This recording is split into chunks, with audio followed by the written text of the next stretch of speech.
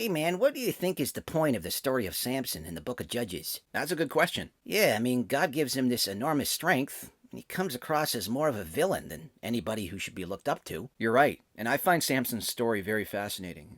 Let me start with his birth. His parents were approached by an angel, who most people believe was Yahweh. The mother was promised to give birth to a son after having been barren for so long. Okay. Already, this sounds familiar. In the New Testament, Luke chapters 1 and 2, we have the angel Gabriel approaching these two couples in the same way. The first being Zechariah and his wife, Rebecca, and then famously, Mary and Joseph, with baby Jesus. Right. And we have in Genesis chapter 18 where it appears to be Yahweh again, who tells Abraham's wife, Sarah, that she will bear a son. True. So when we have angels and seemingly the Son of God himself making special appointments by coming to people telling them that they're going to have children in impossible situations, like the mother's being barren, too old, or in Mary's case, never having been with a man, my ears kind of perk up because I want to know what's special about this child. Sure. So again, we have the foretelling of Isaac, who through him all nations would be blessed because of the Messiah that would be born of his lineage. Right. We have Samson, John the Baptist, and then finally Jesus. Uh-huh. So what's the deal with Samson? Well, let's dig into who Samson was. Okay. So Samson was instructed by Yahweh to follow the Nazirite vow. Do you know what the Nazirite vow was? No. Okay, so the Nazirite vow came from Numbers chapter 6. Any man or a woman could take this vow to become a Nazirite, and it would separate themselves to God. It was to be voluntary for a limited time and involved three aspects. One, they couldn't drink wine, strong drink, or anything associated with the vine. Two, they couldn't cut their hair. And three, they couldn't have any contact with the dead. Huh. And why those three things? We're not told, but I tend to think a good answer is that these three things represented what the pagan cults of Canaan were involved in that God sought to destroy. For example, grapes were symbolically connected to fertility in the land of Canaan. We see in Numbers chapter 13 where Moses sends spies to check in on the fertility of the land of Canaan, and they bring back a huge cluster of grapes for evidence of the fertility of the land. Huh. And if we turn over to Hosea chapter 3 verse 1, it talks about how the Lord loves the children of Israel, though they turn to other gods and love cakes of raisins, which were for the fertility cult. Interesting. According to Deuteronomy chapter 14 verse 1, cutting hair was a Canaanite practice of offering your hair to the dead. Ew. And this surrounded their whole belief of their departed spirits, leaving those who were still alive alone by appeasing them with goods and offerings of food and drink. Pretty messed up stuff that was an abomination to the Lord. Right. And so it's interesting, going back to the similarities between different stories, like I said, Gabriel in Luke chapter 1, telling Zechariah that his elderly wife Elizabeth will bear a son, and he must not drink wine or strong drink, and will be filled with the Holy Spirit.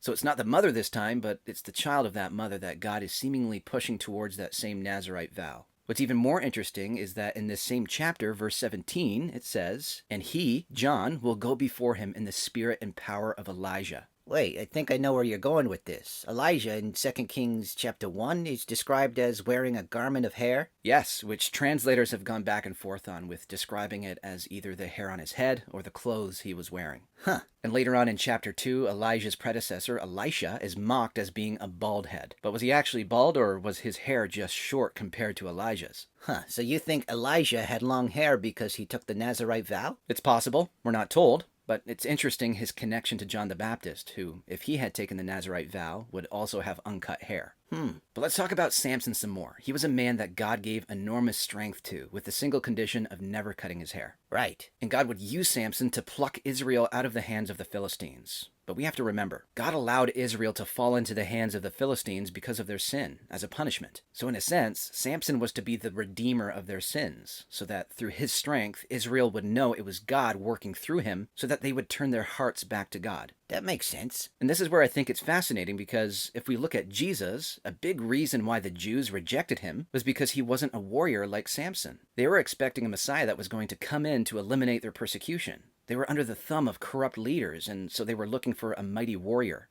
And when we read the story of Samson, some of the evil things he did, even breaking his Nazirite vow, it leaves us wondering, why would Samson do this? Why did God let him fail like this? He was the opposite of a hero. He displayed such sin and was ultimately defeated in the end. Right. And it's interesting to know that it's the Philistines that rose up later with their own mighty warrior, who we know as Goliath. True. But here's my 2 cents, and people can take it or leave it. I think God still used Samson to display his power, but I think the overall message here gives us a foreshadowing of the very profound and essential message Christians are given in Ephesians chapter 6, where Paul writes, "We do not wrestle against flesh and blood, but against the rulers, against the authorities, against the cosmic powers over this present darkness, against the spiritual forces of evil in the heavenly places." Christ didn't win a physical battle. He won the war against sin. He could have won the physical battle. He says that to his disciples as he's being arrested in Matthew chapter 26. He says, "Do you think that I cannot appeal to my Father, and he will at once send me more than 12 legions of angels?" But winning physical battles wouldn't have accomplished the spiritual victory of defeating death. And that's a hard pill for people to swallow. Jews today laugh at the idea of Jesus because of this strategy. And same with Muslims. Christians are critiqued for their peaceful methods of loving on people instead of being the dominant physical force in the world. True. Samson didn't fail because God is weak. Samson failed because he was a walking example of what happens when we fight in the flesh and not in the spirit. That makes sense. But maybe break that down. What does it mean to fight in the spirit? Prayer, resisting the urge to act out in the flesh, even when your enemies are spitting on you, using love instead of hatred. It's hard. I struggle with it all the time. When someone's mocking me, I want to return the favor.